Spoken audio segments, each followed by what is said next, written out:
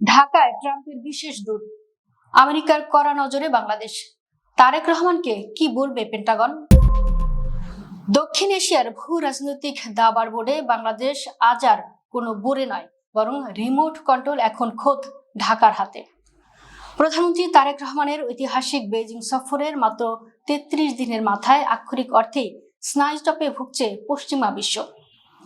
আর সেই স্নায়ুচাপ থেকেই তড়িঘড়ি করে ঢাকা সফরে উড়ে আসছেন মার্কিন প্রেসিডেন্ট ডোনাল্ড ট্রাম্পের দক্ষিণ ও মধ্য এশিয়া বিষয়ক বিশেষ দূত সার্জিও গর।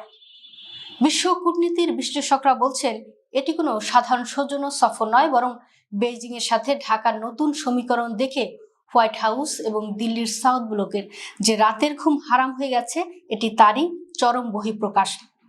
তিস্তার নীল নকশায় কাঁপছে দিল্লি, উদ্বেগে আমেরিকা।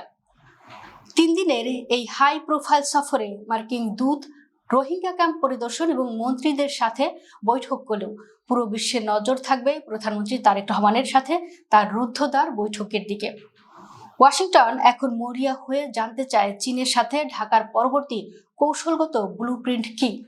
বিশেষ করে ভারতের 15 বছরের টালবাহানাকে ডাস্টবিনে ছুঁড়ে ফেলে বাংলাদেশ যখন তিস্তা মহাপরিকল্পনায় চীনকে যুক্ত করার ঐতিহাসিক সিদ্ধান্ত নিয়েছে, তখন ভারতের চরম নিরাপত্তা উদ্বেগের আঁচ গিয়ে লেগেছে আমেরিকাতেও।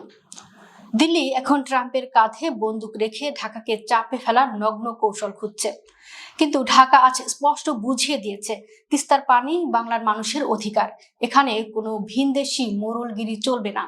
শুধুমাত্র পানি কূটনীতি নয়, মার্কিন দূতের ব্যাগে লুকিয়ে আছে আরেক ভয়ঙ্কর ভূ রাজনৈতিক এজেন্ডা। কৃত্রিম বুদ্ধিমত্তা, টেলিযোগাযোগ এবং ডিজিটাল অর্থনীতির মতো সংবেদনশীল খাতগুলোতে বাংলাদেশে চীনের ক্রমবর্ধমান আধিপত্য দেখে পেন্টাগন রীতিমতো তটস্থ। ওয়াশিংটন চায় বাংলাদেশের ভবিষ্যৎ প্রযুক্তি নীতিমালায় যেন মার্কিন কোম্পানিগুলো বিনা বাধায় রাজত্ব করতে পারে এবং চীনা কোম্পানিগুলোকে যেন কোণঠাসা করা যায়। অর্থাৎ আমেরিকা চাচ্ছে বাংলাদেশের মাটি ব্যবহার করে নিজেদের ব্যবসায়িক ও কৌশলগত স্বার্থ হাসিল করতে। কিন্তু ট্রাম্প প্রশাসনের এই প্রচ্ছন্ন চাপের মুখে বাংলাদেশ আজ বিন্দুমাত্র বিচলিত নয়। সরকারের শীর্ষ নীতি নির্ধারকরা বিশ্ববাসীকে এক অমোঘ বার্তা দিয়ে স্পষ্ট জানিয়ে দিয়েছেন, কোনো পরাশক্তির চাপ বা রক্তচক্ষু ঢাকার উপর আর কাজ করবে না। প্রধানমন্ত্রী তারেক রহমান ইতোমধ্যেই ঘোষণা করেছেন তার অবিচল পররাষ্ট্রনীতি বাংলাদেশ ফার্স্ট, অর্থাৎ দেশের জাতীয় স্বার্থ, সার্বভৌমত্ব এবং আত্মমর্যাদাই সবার আগে। ঢাকা আজ বেইজিং ও ওয়াশিংটন দুই পরাশক্তির সঙ্গে বুক চিতিয়ে চোখে চোখ রেখে ভারসাম্যপূর্ণ সম্পর্ক বজায় রাখতে চায়। আজকের এই সফর বিশ্ববাসীকে চোখে আঙুল দিয়ে দেখিয়ে দিচ্ছে যে বাংলাদেশ একসময় বিদেশি সাহায্যে চলত, আজ তাদের মন জয় করতে পরাশক্তিগুলো ঢাকার দুয়ারে ধর্ণা দিচ্ছে।